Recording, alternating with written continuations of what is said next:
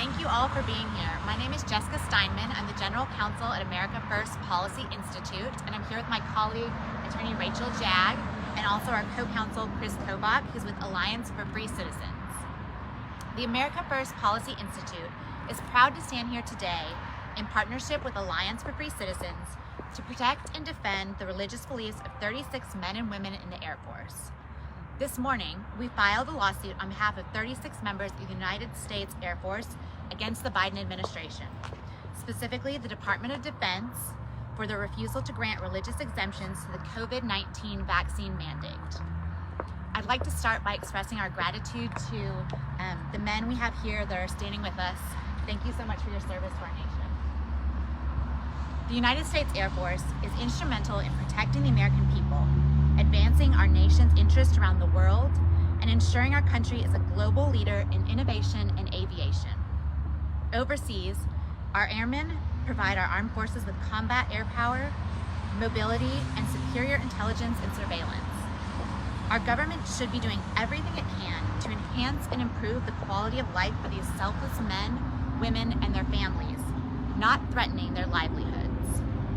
Our case is comprised of active duty Air Force, Air Force Reserve, Air Force National Guard.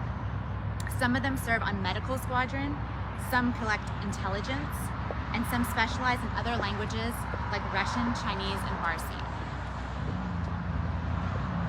At a time of heightened worldwide tension, a strong and unified military front is critical to our national security.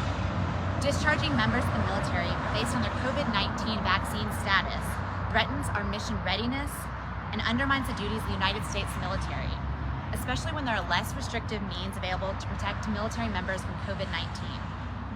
Right now, Russia is invading Ukraine.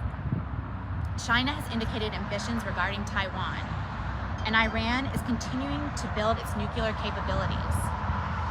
That's three concurrent geopolitical threats against our nation, and our government and military leaders find it a priority to discharge the nearly 4,600 Air Force members who are unwilling to get a vaccine because it violates their religious beliefs.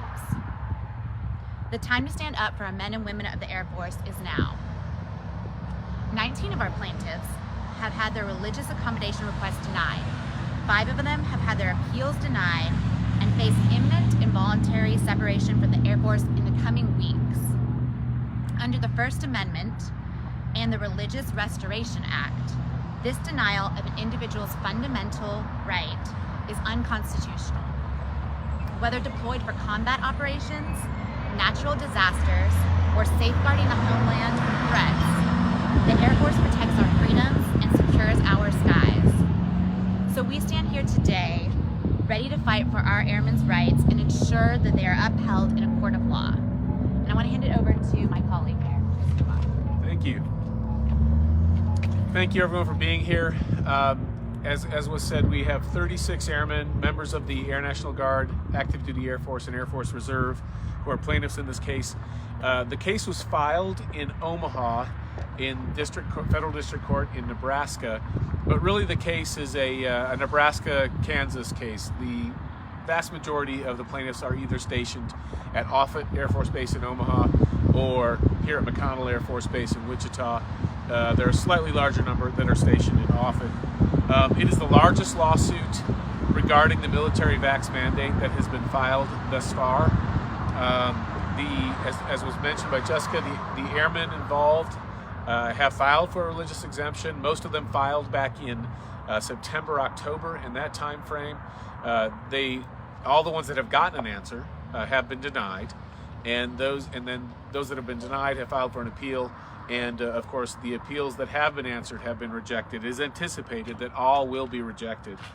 The facts presented in this case really make clear how absurd it is for the Air Force to discharge these airmen, not just the pilots, but also the others, because they're all performing such an incredibly important duty in securing this country and really securing our interests around the world.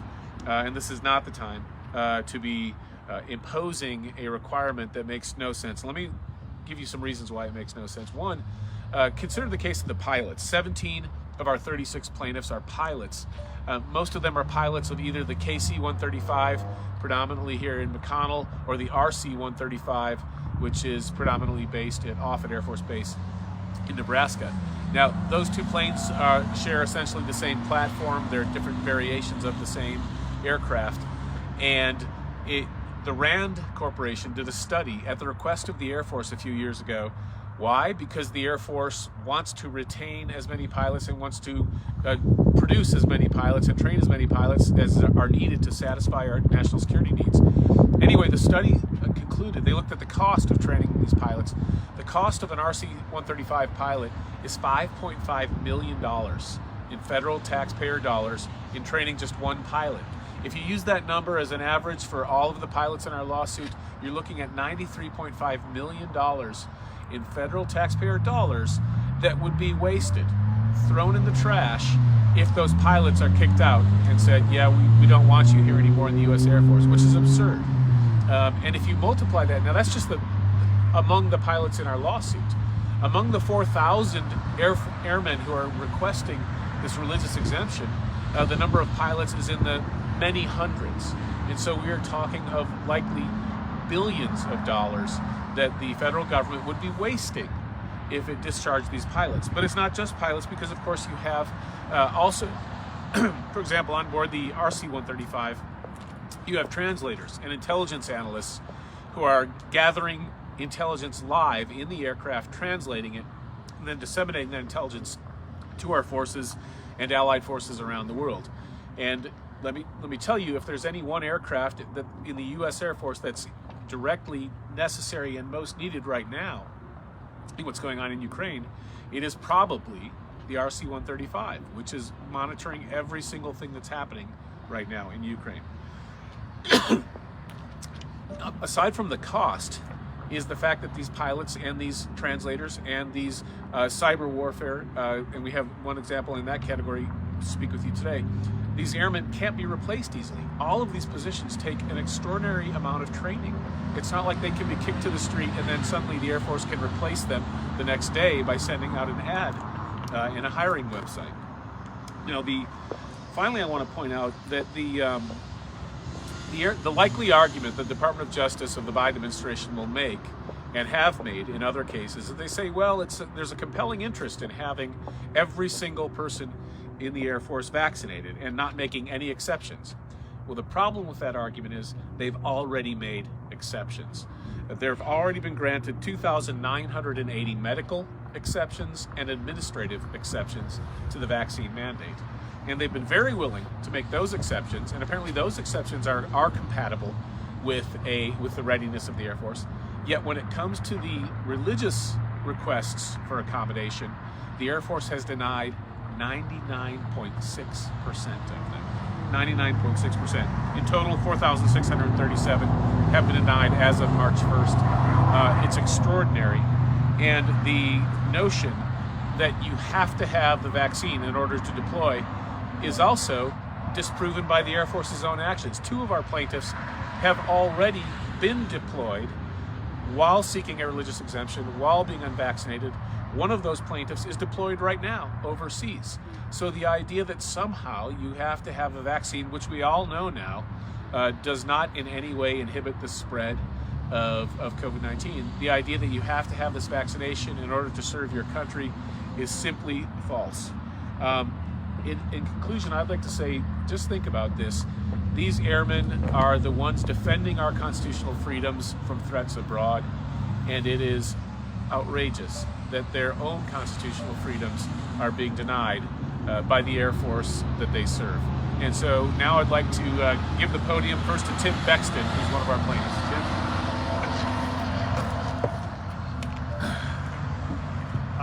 Like I said, good afternoon, everybody. My name's Tim Bexton. Serve here at McConnell Air Force Base in the KC-46. I've served, when I first signed up for the Air Force, I swore an oath that I'd protect and defend the Constitution against all enemies, foreign and domestic.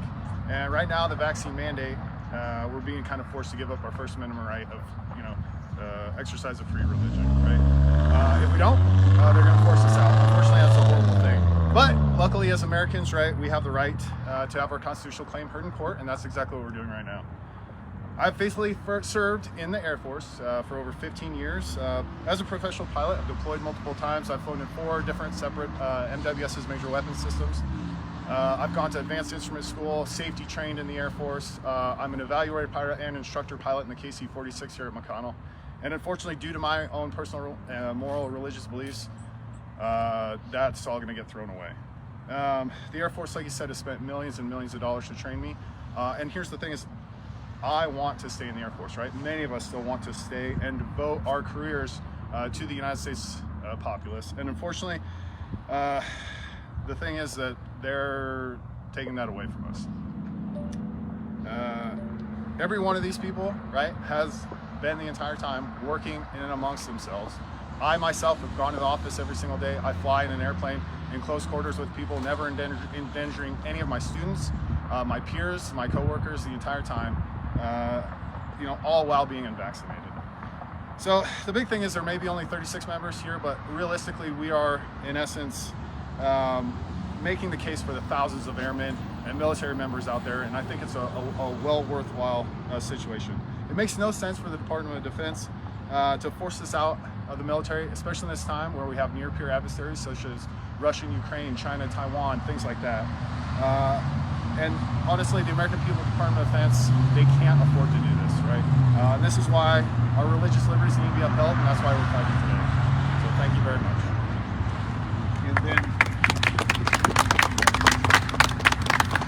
And we'll also hear from Tristan Freeze. Sorry. Yeah, sorry. Good afternoon. My name is Lieutenant Colonel Tristan Freeze. I want to start off by saying that the following comments are my own, do not represent the DoD, the U.S. Air Force, the Kansas National Guard. Obligatory disclaimer. So I want to thank Mr. Chris Kobach. I want to thank the Alliance for Free Citizens and the American First Policy Institute. They have been incredible and gracious to lend us their time and their resources to be able to execute a lawsuit like this. As you know, this costs a lot of funds, a lot of money and resources to do something like this. So I really appreciate their hard work through all this. I've been in the Air Force for 17 years, 17 and a half as a cyber operations officer, involved in cybersecurity of multi-million-dollar enterprise networks, as well as major weapon systems. I never imagined my career would lead down a path that would involve a lawsuit such as this. The group of people in this lawsuit, their mothers, fathers, brothers, sisters, at least not patriots. We love the Air Force, we love our country, we love the Constitution, but most of all, we hold in highest regard our religious beliefs and our God. And religion guides our daily lives and informs our decisions. Every one of us has volunteered to be put in harm's way to protect and defend the Constitution. I pray no one questions our resolve to fulfill that oath. We simply do not agree on religious merit with the COVID vaccine mandate that's being enacted upon all the airmen. Thankfully, the Founding Fathers organized a governmental system where we can challenge that in court. The judicial branch will hear our claims, and no matter the outcome, we're going to honor the court's decision. We are asking the court to simply allow us to protect and defend the Constitution while we live under the freedoms that it provides us.